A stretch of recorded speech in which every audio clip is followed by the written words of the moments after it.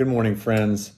We're in a series on the person and work of the Holy Spirit, and George spoke yesterday about the role of the Spirit and in bringing the gospel, bringing the good news of Jesus to unsaved people. And one of the ways that I have found that we can actually build bridges is through prayer, is that we actually can pray for those people that are not saved, that don't know Jesus, and we can and then God will give us opportunities to actually pray and lay our hands on them and pray for them. And that will be part of their process of Jesus becoming real to them.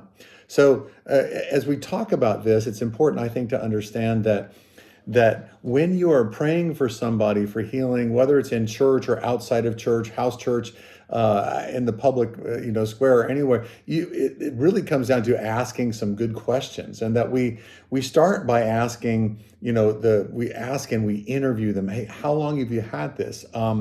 And as we're interviewing them and asking them, we're also kind of at the same time paying attention to what they're saying and paying attention to what the Holy Spirit is saying to us. And as we do that, then we sort of can come up with a prayer strategy, if you will. We ask questions, we listen to them, and we listen to the voice of the Spirit simultaneously. And as we do, then and we start to, I just want to put my hand on your shoulder. I'm just going to pray for you. And I say, "Come, Holy Spirit," and I slow it down. I don't just say a prayer, I pray.